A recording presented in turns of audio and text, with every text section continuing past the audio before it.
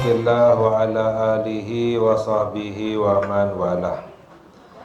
Nawaina at-ta'allum wa ta'lim wa naf'a wal intifa' wa tadhakura wa tadhkir wal ifadah wal istifadah wal hatha ala tamasuki bi kitabillah wa sunnati rasulillah wa du'a ilal huda wa dalalah alal khair ibtigha'a mardatillahi wa thawabihi wa qurbihi subhanahu wa ta'ala. Allahumma la ilma lana illa ma 'allamtana wa la fahma lana illa ma 'allamtana innaka antal alimul hakim. Allahumma ahrijna min dhulumatil wahmi wa akrimna binuril fahmi waftah lana abwaba fadlika wa rahmatika wa khazaini ilmika. Allahumma inna nas'aluka fahman nabiyyin wa hifdzal mursalin wa ilhamal malaikatil muqarrabin. Allahumma aghnina bil ilmi wa zayyinna bil hilmi wa akrimna bit taqwa wa jamilna bil afiyah ya arhamar rahimin. Amin ya rabbal alamin. Alhamdulillah, segala puji milik Allah. Kita bersyukur kepada Allah Subhanahu wa ta'ala atas limpahan nikmat yang Allah curahkan kepada kita, khususnya adalah nikmat iman kepada Allah Subhanahu wa ta'ala, nikmat iman kepada Nabi kita Nabi Muhammad sallallahu alaihi wasallam, dan nikmat yang besar pula yang Allah berikan kepada kita, yaitu Allah jadikan kita umatnya Nabi kita Nabi Muhammad sallallahu alaihi wasallam.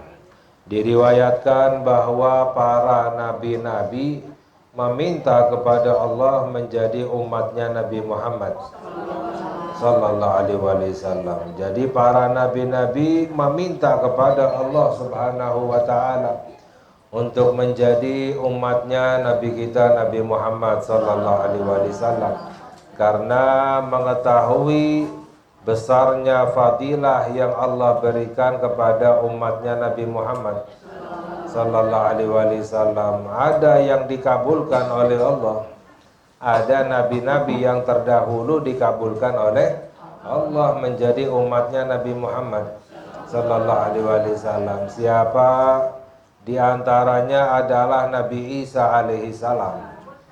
Nabi Isa ya, jauh hidupnya sebelum dilahirkannya Nabi kita Nabi Muhammad sallallahu alaihi wasallam, kurang lebih 500 tahun yang sebelumnya. Namun dikabulkan oleh Allah Subhanahu wa ta'ala dalam hadis yang sahih bahwa nanti akhir zaman Nabi Isa akan turun ya, dan menjadi umatnya Nabi Muhammad sallallahu alaihi wasallam. Contohnya lagi adalah Nabi Al-Khadir, Nabi Khidir. Ya, beliau jauh hidupnya sebelum Nabi Muhammad sallallahu alaihi wasallam. Dikabulkan oleh Allah Subhanahu wa ta'ala dalam hadis yang sahih riwayat Imam Muslim bahwa sampai sekarang Nabi Khidir masih hidup, dipanjangkan umurnya oleh Allah. Ya, sekarang menjadi umatnya Nabi kita Nabi Muhammad sallallahu alaihi wasallam. Jadi para nabi-nabi memohon kepada Allah menjadi umatnya Nabi Muhammad sallallahu alaihi wasallam. Di antaranya adalah Nabi Musa alaihi salam. Nabi Musa alaihi salam itu melihat di dalam kitab Taurat bahwa nanti di akhir zaman Allah akan utus umat yang paling mulia, umat yang menjalankan sholat 5 waktu, berpuasa di bulan Ramadan, menunaikan zakat, melaksanakan haji. Umat yang paling terakhir diutus oleh Allah, tapi umat yang pertama memasuki surganya Allah Subhanahu wa ta'ala. Nabi Musa meminta kepada Allah, ya Allah, jadikanlah mereka itu umatku. Dijawab oleh Allah, tidak, mereka adalah umatnya Nabi Muhammad sallallahu alaihi wasallam. Lalu Nabi Musa minta kepada Allah, ya Allah, ij'alni min ummat Muhammad, jadikan aku umatnya Nabi Muhammad sallallahu alaihi wasallam. Dijawab oleh Allah, Dalam riwayat jawabannya ada di dalam Al-Quran.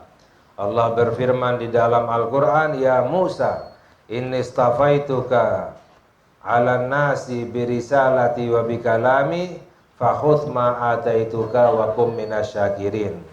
Wahai Musa, aku telah memilihmu. Ya Musa, ya, aku telah memilihmu dengan risalahku dan dengan kalamku. Inni stafaituka birisalati wa bikalami fakhudh ma ataituka, dan ambillah apa yang aku berikan dan jadilah orang-orang yang bersyukur. Jadi Nabi Musa minta kepada Allah, tidak dikabulkan oleh Allah Subhanahu wa ta'ala. Alhamdulillah kita tidak meminta kepada Allah, namun Allah pilih kita menjadi umatnya Nabi Muhammad sallallahu alaihi wasallam. Makanya kita harus bergembira, kita harus bersyukur kepada Allah Subhanahu wa ta'ala. Di dalam Al-Quran Allah berfirman, Qul bifadlillahi wa birahmatihi fabidzalika falyafrahu huwa khairum mimma yajma'un. Allah berfirman di dalam Al-Quran, katakanlah wahai Nabi Muhammad kepada umatmu, dengan rahmatnya Allah dan dengan karunia-Nya Allah seharusnya mereka itu bergembira.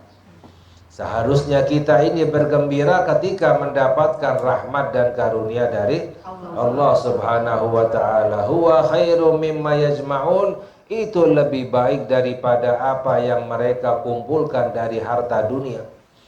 Kita dapat harta dunia kan kita gembira, senang, apalagi dapat duit banyak, senang gak kira-kira? Apalagi dapat rezeki nomplok, ya senangnya luar biasa. Allah katakan di dalam Al-Quran, seharusnya kita lebih senang lagi, gembira, lebih bergembira ketika mendapatkan rahmatnya Allah, mendapatkan karunia dari Allah. Dan rahmat Allah yang terbesar untuk kita adalah Nabi kita, Nabi Muhammad sallallahu alaihi wasallam. Ya, wa ma arsalnaka illa rahmatan lil alamin. Nabi Muhammad rahmat untuk alam semesta. Allah jadikan kita kuntum khaira ummatin ukhrijat linnas. Kita dijadikan sebaik-baiknya umat oleh Allah Subhanahu wa ta'ala. Umat yang paling mulia kita dijadikan. Mengapa? Bukan karena ibadah kita yang paling banyak, bukan. Orang-orang dulu ibadahnya lebih banyak. Bukan karena ilmunya kita yang paling tinggi, bukan. Ya, orang-orang dulu ilmunya lebih tinggi, bukan karena amalan kita, bukan karena apapun, tapi Allah jadikan kita sebaik-baiknya umat itu adalah karena Nabi kita, Nabi Muhammad sallallahu alaihi wasallam adalah sebaik-baiknya nabi, pemimpin para nabi. Diriwayatkan bahwa pernah Nabi Muhammad sallallahu alaihi wasallam keluar dari rumahnya, mendengar ada sahabat yang sedang ngobrol. Ada sahabat yang berkata kepada sahabat yang lain, ajaban, ittakhadallahu min ibadihi khalila fa Ibrahim khalilullah. Ada sahabat yang berkata, sangat mengagumkan, ada seorang hamba yang dijadikan kekasih oleh Allah, yaitu Nabi Ibrahim alaihissalam. Ya, beliau adalah khalilullah, kekasih Allah Subhanahu. Para sahabat kagum, kok luar biasa, ya, sampai Nabi Ibrahim diangkat menjadi kekasihnya Allah Subhanahu wa ta'ala. Nabi Ibrahim pernah ditanya, wahai Nabi Ibrahim, karena amalan apa engkau dijadikan kekasihnya Allah? Dijawab oleh Nabi Ibrahim, karena tiga.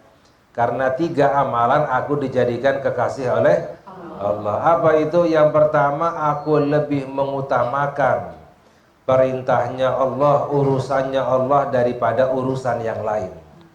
Segala sesuatu, urusan apapun, dunia, keluarga, anak, orang tua, harta dan lain sebagainya, aku lebih mengutamakan urusannya Allah Subhanahu wa ta'ala. Ini yang pertama. Lalu yang kedua adalah bahwa aku tidak ragu, aku tidak gelisah dengan sesuatu yang telah dijamin oleh Allah, yaitu rezeki. Rezeki itu sudah dijamin oleh Aku nggak pernah khawatir, nggak pernah gelisah tentang rezeki. Karena apa? Telah dijamin oleh Allah Subhanahu wa ta'ala. Jadi seharusnya kita ini masalah rezeki tenang, karena sudah dijamin oleh Allah. Yang ngejamin adalah Allah. Coba misalnya ada satu orang kaya misalnya, atau pimpinan kita misalnya, ngejamin untuk kita, hidupmu saya jamin, setiap bulan saya akan kasih sekian, rumah, ya, dan lain sebagainya. Kira-kira tenang nggak kita? Ya, tenang nggak? Masa jangan bohong ah. Ya, kita merasa tenang, pasti ada yang ngejamin, ya kan? Ya, tapi orang yang kuat imannya itu tenangnya karena apa? Jaminannya Allah Subhanahu, harusnya dijamin oleh Allah, lebih tenang, ya. Wa ma min dabatin fil ardi illa 'alallahi rizquha. Tidak ada makhluk hidup di muka bumi ini melainkan telah dijamin rezekinya oleh Allah, ya. Jadi aku tidak pernah khawatir dengan rezeki yang telah dijamin oleh Allah. Yang ketiga, Nabi Ibrahim dijadikan sebagai Khalilullah, kekasih Allah. Aku tidak pernah makan kecuali dengan tamu. Ya, beliau sangat cinta, sangat senang dengan tamu. Bahkan kadang beliau berjalan 1 mil, 2 mil untuk mencari tamu. Ya, karena begitu cintanya dengan tamu. Aku nggak pernah makan kecuali dengan tamu. Gara-gara itu beliau dijadikan kekasihnya Allah Subhanahu wa ta'ala. Dalam hadis sabda Nabi kita Nabi Muhammad sallallahu alaihi wasallam, barang siapa yang cinta kepada tamu sama seperti cinta kepada Allah. Barang siapa yang benci kepada tamu sama seperti benci kepada Allah. Hati-hati, jangan sampai benci dengan tamu, jangan sampai nggak suka dengan tamu. Makanya kalau untuk tamu diperintahkan oleh Nabi kita Nabi Muhammad sallallahu alaihi wasallam, jangan dipaksain untuk tamu, seadanya. Jangan pelit juga, ya. Ya, jangan dipaksain, yang ada silahkan dibuat jamuan tamu, tapi jangan dipaksakan. Khawatirnya kalau dipaksakan jadi benci, nggak suka dengan tamu. Benci dengan tamu sama seperti benci dengan Allah Subhanahu wa ta'ala. Na'udzubillah min dzalik, ya. Dalam hadis sabda Nabi kita Nabi Muhammad sallallahu alaihi wasallam, man kana yu'minu billahi wal yawmil akhir falyukrim dhaifahu. Dalam hadis sabda Nabi Muhammad sallallahu alaihi wasallam, barang siapa yang benar-benar beriman kepada Allah dan hari akhir, maka harus memuliakan tamunya. Ya, memuliakan tamu tanda orang yang beriman kepada Allah Subhanahu wa ta'ala.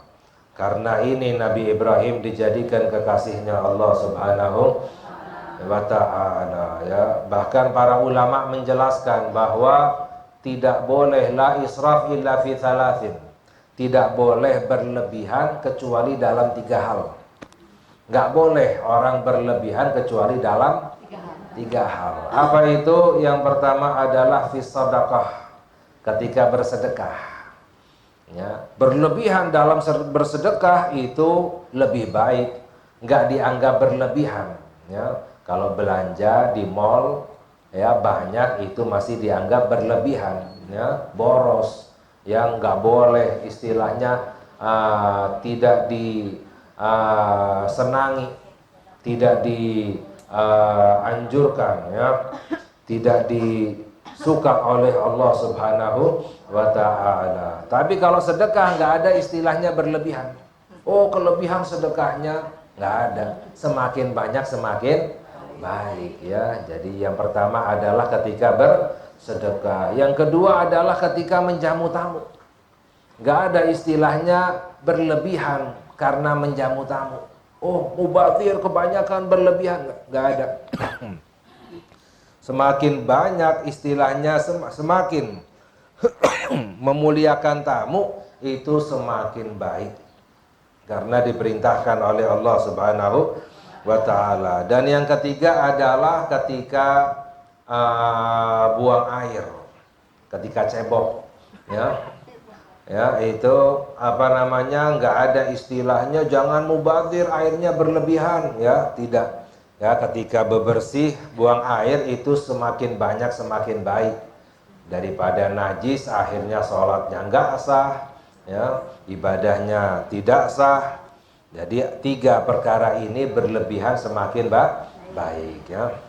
Kembali lagi kepada hadis yang sebelumnya, para sahabat itu saling berbincang, sangat mengagungkan ada seorang hamba yang dijadikan kekasih oleh Allah, yaitu Nabi Ibrahim alaihissalam. Sahabat yang lain berkata, wa madza bi'ajab min Musa wa ittakhadallahu Musa kalima wa ittakhadallahu Musa kalima. Allah jadikan Nabi Musa itu kalim, ya, yang pernah diajak bicara langsung oleh Allah Subhanahu wa ta'ala. Langsung Nabi Musa ngobrol dengan Allah, berbincang dengan Allah. Sangat mulia sekali, sehingga julukannya adalah Kalimullah. Para sahabat terkagum-kagum, luar biasa, kok ada orang bicara langsung dengan Allah Subhanahu wa ta'ala. Lalu ada sahabat lagi yang berkata, wa Adam istafahullah. Yang lebih mengagumkan lagi, Nabi Adam alaihi salam langsung diciptakan oleh Allah Subhanahu wa ta'ala. Hamba pilihan Allah, langsung diciptakan oleh Allah. Ada lagi sahabat yang berkata, wa Isa ruhullah wa kalimatuhu. Yang lebih mengagumkan lagi adalah Nabi Isa alaihi salam, ya, ruhullah, julukannya adalah rohnya Allah. Maknanya dilahirkan tanpa melalui ayah, langsung ditiupkan ruh oleh Allah. Wa kalimatuhu, dan kalimatnya Allah, maknanya adalah perintahnya Allah, dilahirkan langsung dengan perintahnya Allah tanpa melalui ayah. Jadi para sahabat terkagum-kagum, nabi-nabi itu kok sangat mulia sekali, dimuliakan, diistimewakan oleh Allah Subhanahu wa ta'ala. Lalu keluar Nabi kita Nabi Muhammad sallallahu alaihi wasallam. Beliau Nabi Muhammad berkata, aku telah mendengar apa yang kalian bicarakan, semuanya benar. Nabi Ibrahim Khalilullah, Nabi Musa Kalimullah, Nabi Isa Ruhullah wa kalimatuhu, Nabi Adam istafahullah, ya. Ala wa ana Habibullah, tapi aku ini adalah Habibullah. Nabi Muhammad adalah orang yang paling dicinta oleh Allah, ya, lebih daripada kekasih Habib itu. Orang yang paling dicinta oleh ana Habibullah. Wa ana awal man tanshaqqu anhul ardu yaumal qiyamah, dan aku yang pertama dibangkitkan dari kuburnya nanti di hari akhirat. Di hari kiamat ketika tiupan trompet yang kedua, yang pertama bangkit dari kuburnya adalah Nabi kita Nabi Muhammad sallallahu alaihi wasallam. Wa ana awal man yuharrik bihilatil jannah, dan aku adalah yang pertama mengetuk pintu sorga. Yang mengetuk pintu sorga itu adalah Nabi kita Nabi Muhammad sallallahu alaihi wasallam, ya.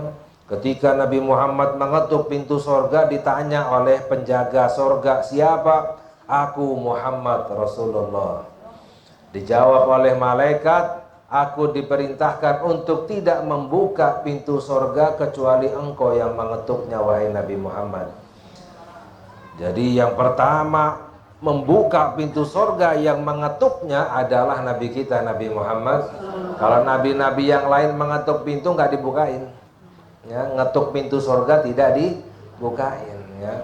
Wa ana awwalu syafi'in wa musyaffa'in, dan aku adalah yang pertama memberi syafaat pertolongan, yang pertama diizinkan oleh Allah untuk memberi syafaat nanti di hari akhirat. Jadi pemimpin para nabi-nabi yang paling mulia adalah Nabi kita Nabi Muhammad. Makanya memasuki bulan Rabiul Awal ini, kita sebagai golongan ahlu sunnah wal jamaah, ya, itu merasa gembira dengan kelahirannya Nabi kita Nabi Muhammad sallallahu alaihi wasallam. Kita bergembira, ya. Kalau seandainya ditanya siapa yang pertama merayakan kelahiran Nabi Muhammad Sallallahu alaihi wasallam? Jawabannya adalah Nabi Muhammad sendiri. Dalam riwayat hadis Imam Muslim, hadis yang sahih, Nabi Muhammad sallallahu alaihi wasallam ditanya mengapa berpuasa pada hari Senin. Ya, kenapa? Dijawab oleh Nabi Muhammad sallallahu alaihi wasallam, "Dzakal yaum wulidtu fihi," pada hari itu saya dilahirkan. Jadi beliau merayakan hari lahirnya dengan apa? Dengan ibadah, dengan puasa. Jadi ini adalah perayaan. Yang penting merayakan dengan cara ibadah kepada Allah Subhanahu wa ta'ala. Masalah cara boleh berbeda asalkan dengan cara ibadah kepada Allah. Ya, kalau merayakan ulang tahun dengan cara tiup lilin misalnya, itu baru nggak boleh. Ya, menyerupai orang kafir, ibadahnya orang kafir pakai lilin. Ya, kalau seandainya merayakan ulang tahun dengan kemaksiatan, itu baru tidak boleh. Merayakan ulang tahun, apalagi merayakan hari lahirnya Nabi Muhammad sallallahu alaihi wasallam, gembira atas kelahiran beliau dengan cara ibadah apapun. Yang penting perayaannya diperbolehkan, ditunjukkan oleh Nabi kita Nabi Muhammad. Ya, mau dengan puasa, mau dengan baca salawat, ya, mau dengan cara sedekah, mau membaca maulid. Apa itu maulid? Membaca sejarahnya Nabi kita Nabi Muhammad sallallahu alaihi wasallam. Masalah cara boleh berbeda. Seperti sekarang nggak ada pondok pesantren sekarang. Dulu nggak ada pondok pesantren. Zaman Nabi Muhammad ada pondok nggak? Ya, nggak ada. Rumah pondok tahfidz ada nggak zaman Nabi Muhammad? Nggak ada. Ya, tapi intinya apa? Pondok pesantren itu untuk menuntut ilmu, ya. Pondok tahfidz untuk menghafal. Intinya di situ. Masalah cara boleh berbeda, ya. Sama juga dengan maulid. Nabi Muhammad merayakan maulid dengan puasa, ya, menunjukkan boleh merayakan hari lahirnya beliau karena gembiranya, ya, kita dengan kelahirannya Nabi Muhammad sallallahu alaihi wasallam. Kita dengan cara membaca maulid agar kita mengenal siapa itu Nabi kita Nabi Muhammad. Dalam pepatah dikatakan tak kenal maka tak sayang, ya kan? Kalau kita nggak kenal siapa Nabi Muhammad, bagaimana bisa kita cinta? Orang jika mengenal Nabi Muhammad sallallahu alaihi wasallam pasti cinta kepada Nabi Muhammad. Mengapa? Karena beliau adalah makhluk yang disempurnakan oleh Allah Subhanahu. Zahirnya disempurnakan oleh Allah, perawakannya, sifatnya disempurnakan oleh Allah, akhlaknya, batinnya juga disempurnakan oleh Allah Subhanahu. Beliau adalah makhluk yang sempurna, hamba yang sempurna. Ya, jadi kita membaca maulid untuk agar kita mengenal siapa itu Nabi kita Nabi Muhammad. Ada orang-orang yang berkata, oh nggak boleh melebih-lebihkan Nabi Muhammad, ya, karena dalam hadis bahwa la tatruni kama atratin nasara. Sabda Nabi Muhammad sallallahu alaihi wasallam, jangan kamu melebih-lebihkan aku seperti umat Nasrani melebih-lebihkan Nabi Isa. Ya, itu benar hadisnya, tapi biasa orang salah paham. Ya, apa maknanya melebih-lebihkan seperti umat Nasrani melebihkan Nabi Isa? Diangkat menjadi Tuhan, ya kan? Itu berlebihan, melampaui batas. Hamba Allah diangkat menjadi Tuhan, ya. Itu yang maknanya melebih-lebihkan di luar batas. Ya, kira-kira Nabi Muhammad Tuhan atau hamba Allah? Hamba Allah. Nggak ada yang mengakui Nabi Muhammad sebagai Tuhan. Beliau adalah hamba Allah, ciptaan Allah, makhluknya Allah. Tapi manusia, makhluk hamba Allah yang paling dicinta oleh Allah, yang paling mulia, yang paling disempurnakan oleh Allah Subhanahu wa ta'ala. Makanya dijelaskan Muhammadun basyarun lakal bashar bal huwa kaliyakutu bainal hajar, ya, dalam syair. Nabi Muhammad adalah manusia. Beliau manusia, tapi bukan manusia biasa. Beliau ibaratnya seperti batu yakut, batu berlian misalnya, di antara batu-batu yang lain. Kita lewat jalan kan banyak batu tuh. Lalu ada batu berlian. Kira-kira sama nggak kerikil sama batu berlian? Ada orang kok sama aja kerikil sama berlian. Ini namanya orang nggak waras. Ya. Nabi Muhammad beliau adalah manusia, tapi bukan manusia. Kalau ada orang bilang sama aja sama Nabi Muhammad manusia biasa, nggak waras berarti. Sama seperti menyamakan batu berlian dengan batu yang lain. Ya. Jadi kita bergembira di bulan Rabiul Awal ini dengan kelahirannya Nabi kita Nabi Muhammad Sallallahu Alaihi Wasallam. Nanti insya Allah akan kita kaji tentang bagaimana sejarah singkatnya beliau, bagaimana sifat-sifat perawakannya beliau, bagaimana sifat-sifat akhlaknya beliau. Ya. Siapa aja istri-istri beliau, anak-anaknya beliau akan kita kaji. Yang pertama kita kaji dulu kalau musannif hafizahullah.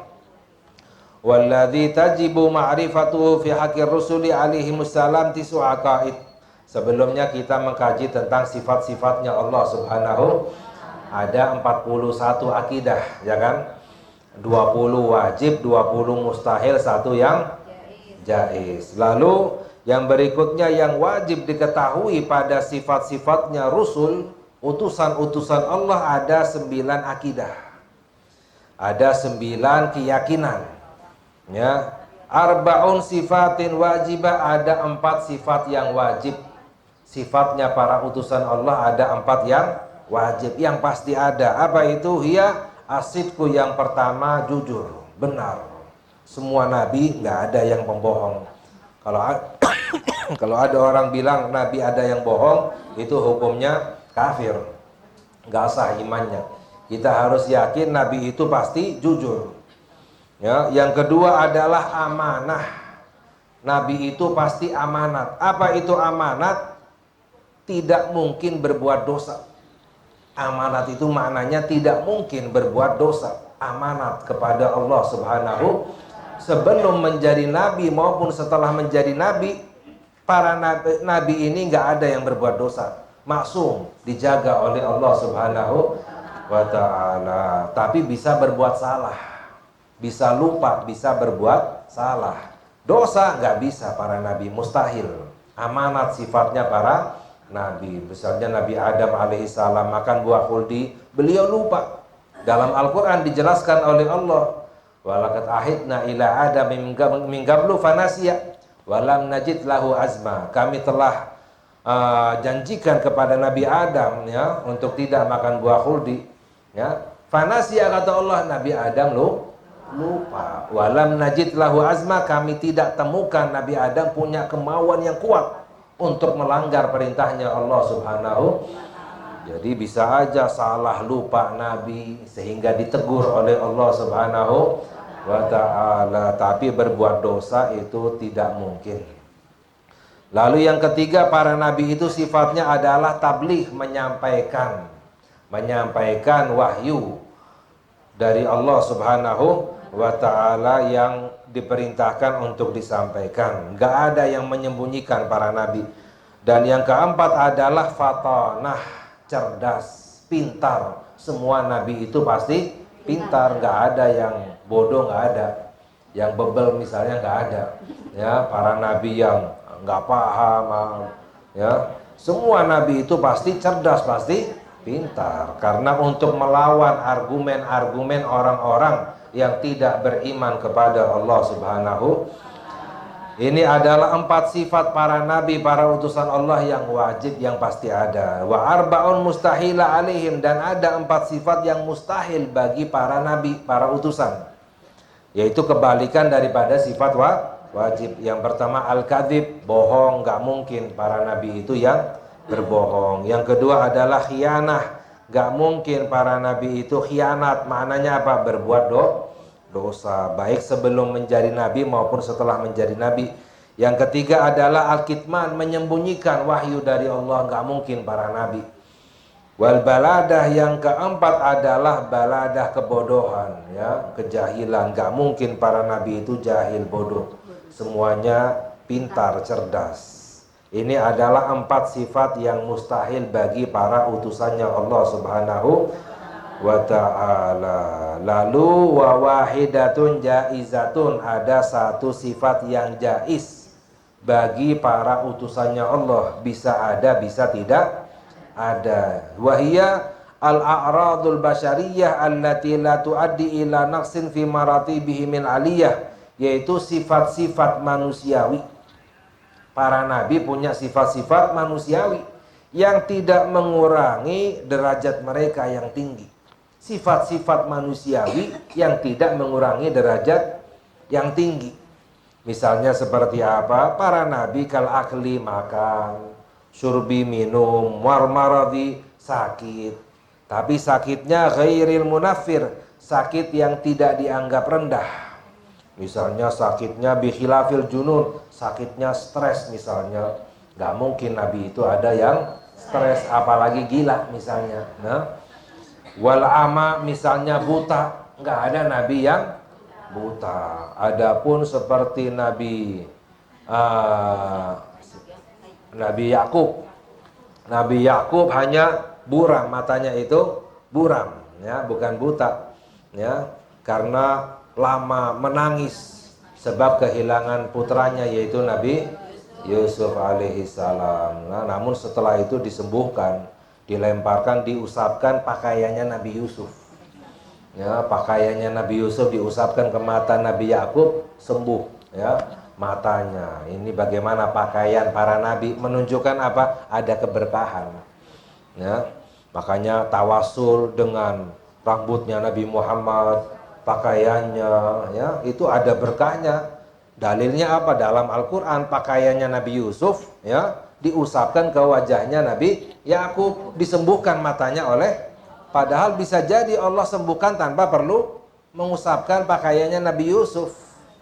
Ya, idhab bikamisi hadza fa thumma bawalah gamisku ini, kata Nabi Yusuf dalam Al-Quran, usapkanlah ke wajah ayahku, ya'ti basira, maka akan bisa melihat lagi. Menunjukkan apa? Pakaiannya itu bisa membawa keberkahan, mendatangkan keberkahan dari Allah Subhanahu wa ta'ala, ya. Jadi para nabi itu nggak ada yang sakitnya itu sakit yang dianggap merendahkan, ya. Pincang misalnya, ya, atau belang misalnya, al-baras wa ghairi dzalik minal munafirat tab'an fala yajuzu alim, tapi sakitnya sakit-sakit yang wajar. Nah, ini merupakan 50 akidah yang harus kita yakini, ya. Nggak cukup kita kaji sekali di rumah, ya, sering-sering diulang, ya, apa saja sifat-sifatnya Allah Subhanahu, 20 wajib, 20 mustahil, 1 yang jaiz. Sifatnya para utusan Allah, 4 yang wajib, 4 yang mustahil, 1 yang jaiz. Totalnya adalah 50 akidah. Agar iman kita ini baru benar, agar iman kita ini diterima oleh Allah Subhanahu wa ta'ala, agar iman kita semakin kuat, agar kita meninggal dalam keadaan husnul khatimah. Insyaallah yang berikutnya kita mengkaji khusus bagaimana sifat utusannya Allah yang paling mulia, yaitu Nabi kita Nabi Muhammad sallallahu alaihi wasallam. Semoga Allah memberi hidayah kepada kita, Allah memberikan taufik kepada kita, Allah ampuni dosa-dosa kita, Allah kabulkan hajat-hajat kita. Amin ya rabbal alamin. Wa sallallahu ala sayyidina Muhammad wa ala alihi wa sahbihi wa sallam. Walhamdulillahi rabbil alamin. Wassalamualaikum warahmatullahi wabarakatuh.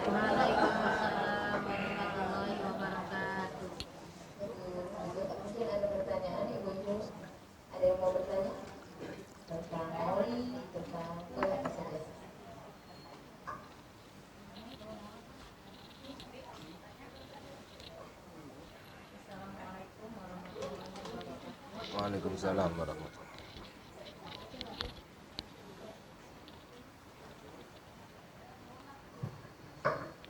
Assalamualaikum warahmatullahi wabarakatuh. Waalaikumsalam.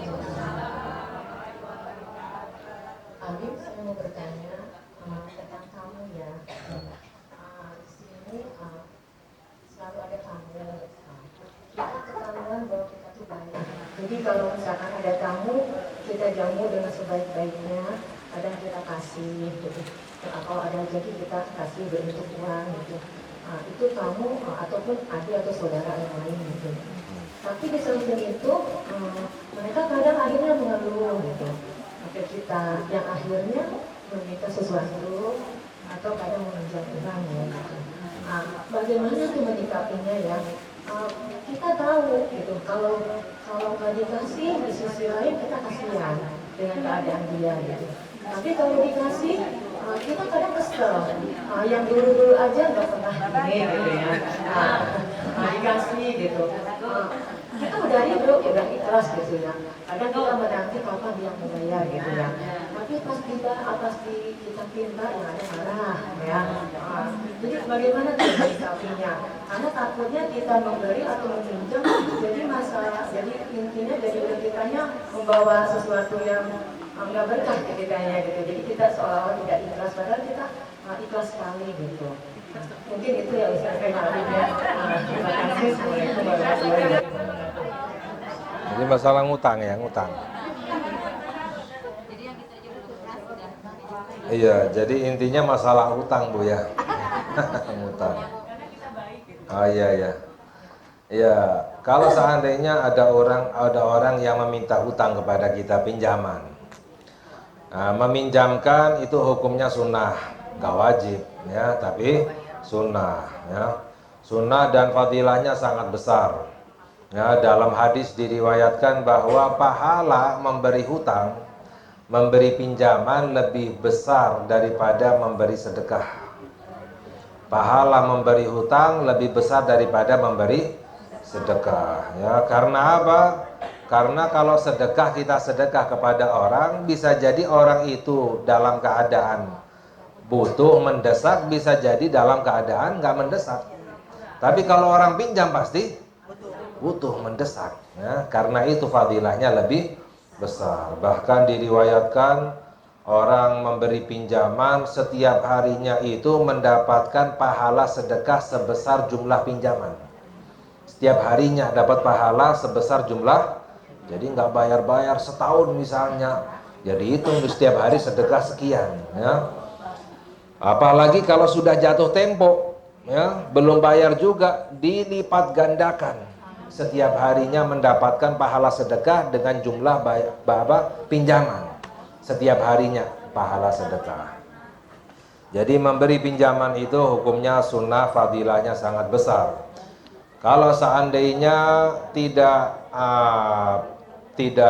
mampu untuk memberi pinjaman atau mungkin tidak mau, boleh-boleh saja, tapi dengan ucapan yang baik.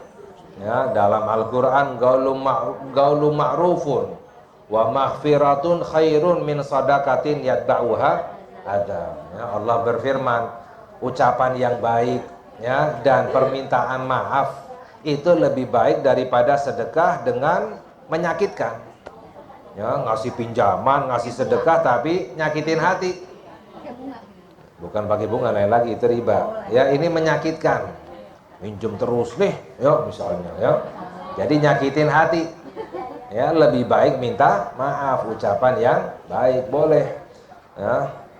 Sedangkan kecuali para ulama menjelaskan, ya, kalau seandainya kita tahu kita ngasih pinjaman kepada satu orang, kita tahu orang ini nggak bakal bayar. Orang ini nggak boleh kita ngasih pinjaman. Sebab menolong orang itu untuk berbuat dosa. Kan dosa orang nggak bayar hutang. Kalau kita yakin tahu ini orang biasanya nggak bayar hutang, lari ya, berbuat dosa. Dalam hadis sabda Nabi kita Nabi Muhammad sallallahu alaihi wasallam bahwa matlul ghani dzulmun, menunda-nunda pembayaran hutang padahal mampu membayar, perbuatan zalim, kata Nabi Muhammad. Jadi menunda pembayaran hutang padahal mampu membayar hutang ditunda, itu zalim.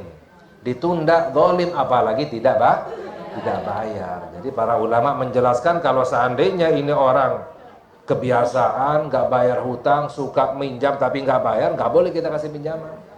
Menolong orang itu untuk berbuat dosa, akhirnya banyak korban-korban yang lain ya, seperti itu. Tapi kalau seandainya tidak seperti itu karena orang itu mungkin nggak mampu, kita kasih pinjaman, apalagi kita ikhlaskan, fadilahnya lebih besar dari Allah Subhanahu wa Ta'ala ya. Mungkin seperti itu Bu ya. Ya, sama-sama.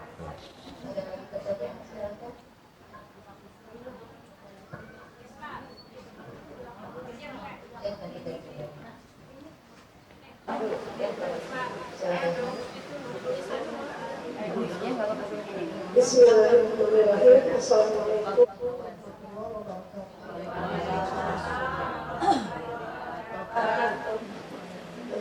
Saya mau bertanya ini, misalkan posisi saya sebagai tamu orang itu barangkali ada waktunya, kadang tamu itu suka lama gitu, takutnya orang apa gitu. Ada atau sesuatu yang harus dipahami sebagai kita sebagai tamu seperti itu aja nih. Assalamualaikum warahmatullahi wabarakatuh. Waalaikumsalam ya. Iya.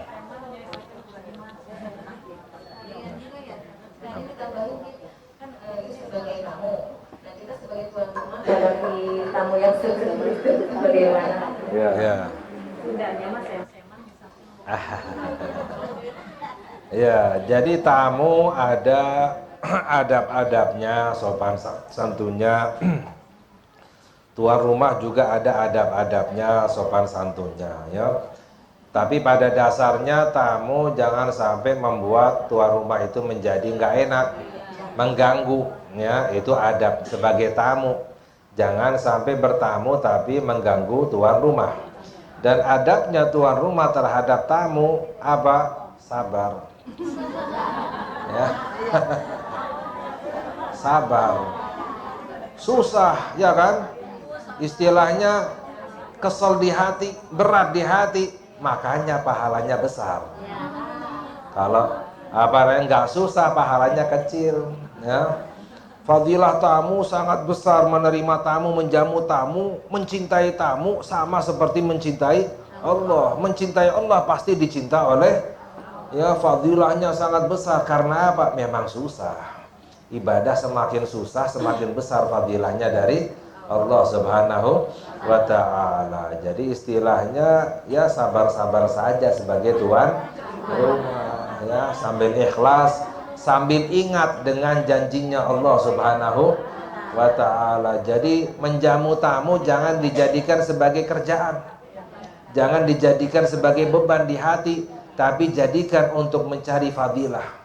Jadikan ketika menjamu tamu untuk mencari ridhonya Allah Subhanahu wa Ta'ala. Yang diingat janjinya Allah, yang diingat ridhonya Allah ya. Jadi sabar istilahnya ya.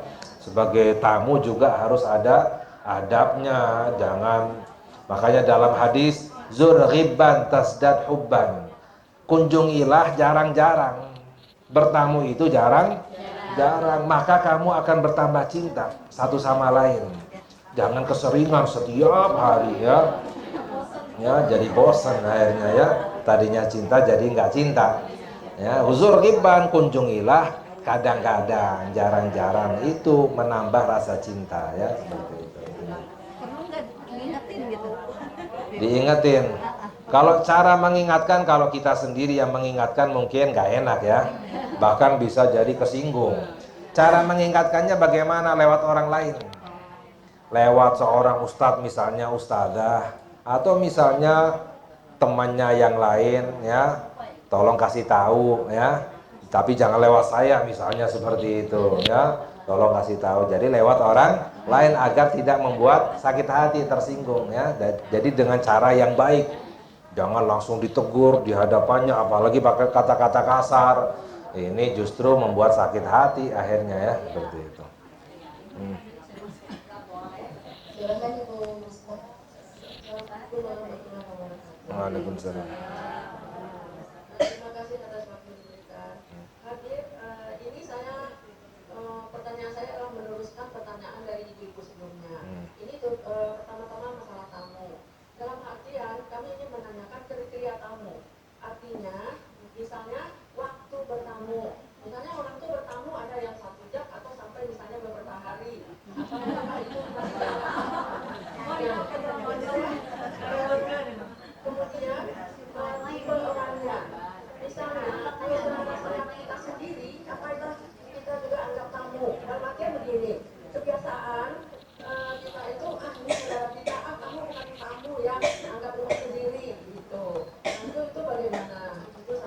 rumah sendiri. Hah? Rumah sendiri. Saudara yang datang dia Masalah hutang. Nah, maka hutang tadi juga sudah disinggung bahwa misalnya begini Habib, misalnya ada seseorang itu berhutang, tetapi setelah beberapa lama dia diam aja, mereka diam aja, kemudian ada komunikasi. Nah, kemudian ada di antaranya yang sudah meninggal juga, tapi hutangnya tidak ditulis sama sekali. Nah, ini bagaimana sikap kita sebagai yang menghutangkan Pak Ustadz, terutama kepada orang yang nggak bisa kita hubungi lagi. Itu yang kedua. Kemudian yang ketiga, masalah rezeki, Habib. Tadi sudah dikatakan bahwa Allah itu sudah menjamin rezeki kita. Nah, dalam artian begini, dalam kehidupan kita sehari-hari, bagaimana ya sikap kita itu dalam artian kita berpikir bagaimana kita mencari nafkah atau sebagainya itu dalam kaitannya dengan rezeki. Nah, kemudian juga yang kedua, rezeki itu apa saja gitu Pak Ustadznya, Habib, dan kita mendengar juga bahwa semua hal yang positif itulah rezeki buat kita. Makasih. Ya, Assalamualaikum warahmatullahi wabarakatuh. Waalaikumsalam. Yang pertama masalah tamu, ya. Siapa aja tamu, berapa lama, ya. Para ulama menjelaskan tamu itu maksimalnya berapa? 3 hari. Ya, maksimalnya tamu itu 3 hari. Lebih dari 3 hari udah bukan tamu lagi itu. Ngontrak ya seperti itu. Ya, jadi maksimalnya adab sebagai tamu ini adabnya, ya. Tapi kalau kita mau menjamu lebih dari 3 hari dapat fadilahnya. Ya, adab sebagai tamu nggak lebih dari 3 hari. Siapa aja tamu, walaupun saudara kita, bahkan walaupun orang tua kita datang berkunjung kepada kita, itu sebagai tamu yang wajib untuk kita jamu. Fadilahnya besar, ya, sunnah untuk kita jamu siapapun, ya. Jadi walaupun keluarga sendiri. Ya, sedangkan apalagi tadi? Oh ya, menolak tamu boleh-boleh saja. Jadi kalau menolak tamu bukan berarti nggak boleh. Boleh kita menolak. Dalam Al-Quran, wa ingki dalakum murji'u farji'u.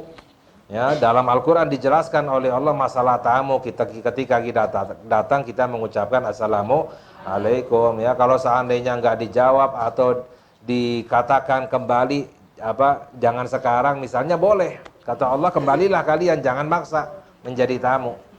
Jadi boleh-boleh saja menolak tamu misalnya alasan dalam keadaan sibuk, atau ada urusan, atau dalam keadaan apapun. Jadi menolak tamu itu boleh, ya, bukan membenci, tapi karena ada halangan, ya, untuk menerima tamu boleh. Jadi nggak wajib untuk menerima tamu, tapi kalau menerima dapat fadilahnya besar, ya, seperti itu. Ya, yang kedua apa tadi? Hutang. Iya, kalau hutang orang itu meninggal belum bayar hutang, maka ahli waris, bukan ahli waris sebenarnya pada warisannya. Jadi harta warisan itu gak boleh dibagi kecuali bayar hutang dulu. Hutang kepada Allah dan juga hutang kepada orang lain. Ada hutang kepada Allah zakat atau yang lain harus dibayarin dulu itu. Ya, kalau seandainya ada hutang kepada orang wajib untuk dibayarkan, baru dibagikan untuk ahli waris. Sebenarnya nggak wajib bagi ahli waris untuk membayar hutang orang tuanya, nggak wajib. Fadilah saja, sunnah. Ya, tapi kalau dari harta warisan itu yang wajib, ya. Dari uang sendiri ahli warisnya tidak wajib.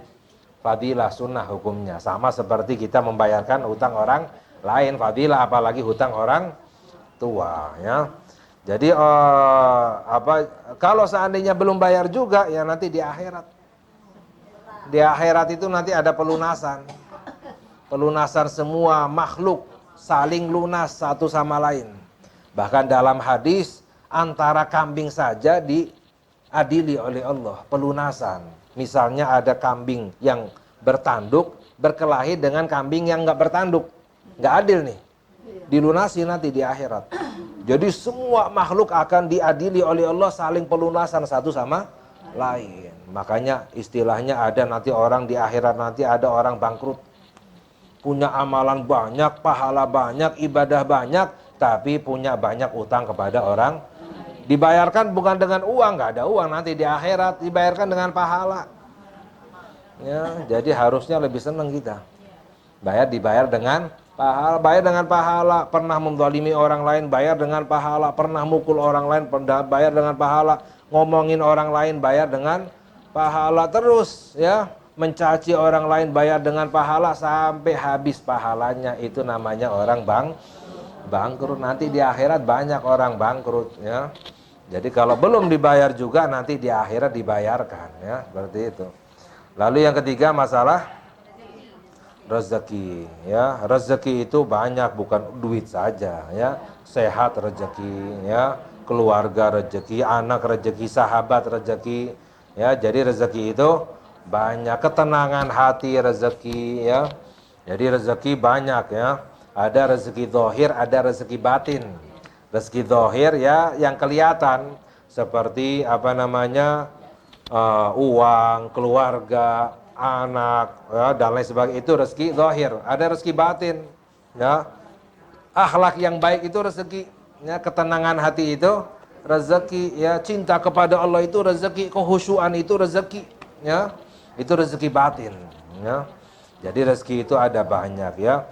Sedangkan yang dimaksud rezeki dijamin oleh Allah di sini adalah rezeki harta. Masalah rezeki uang, harta. Apa itu harta yang dimaksud? Yang dimanfaatkan.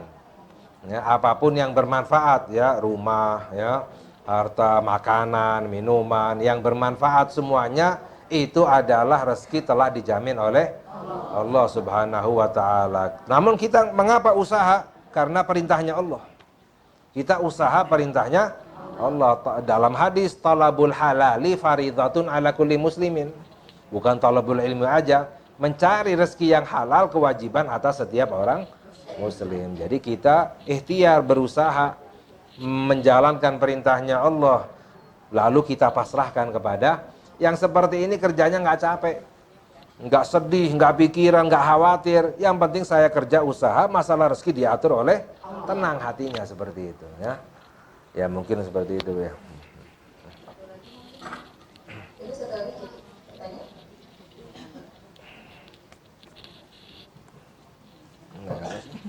Tes satu. Terima kasih. Assalamualaikum. Habis. Biarin. Yang kamu yang 3 hari itu hadis apa ulama? Terima kasih ke yang jamu tamu selama 3 hari. Iya, jamu tamu 3 hari. Penjelasan para ulama. Mungkin ada hadisnya, riwayatnya, wallahu alam ya. Ya PR buat saya, nanti saya carikan dulu ya. Yang jelas penjelasan dari para alim ulama, ya mungkin ada riwayatnya, pasti ada riwayatnya hadisnya. Ya, atau misalnya penjelasan daripada para sahabat ya. Sebab sahabat yang tahu apa maksud daripada sabda hadis, sabda Nabi kita Nabi Muhammad sallallahu alaihi wasallam ya, seperti itu. Oke, Bu ya. Saya cukup sudah jam 9. Sebelum ditutup, Ibu Joko mau langsung. Allahumma salli ala sayyidina Muhammad wa ashghilil zalimin bil zalimin wa akhrijna min bainihim salimin wa ala وصحبه أجمعين اللهم صل على سيدنا محمد وأشغل الظالمين بالظالمين وأخرجنا من بينهم سالمين وعلى آله وصحبه أجمعين اللهم صل على سيدنا محمد وأشغل الظالمين بالظالمين وأخرجنا من بينهم سالمين وعلى آله وصحبه أجمعين اللهم صل على سيدنا محمد وأشغل الظالمين بالظالمين وأخرجنا من بينهم سالمين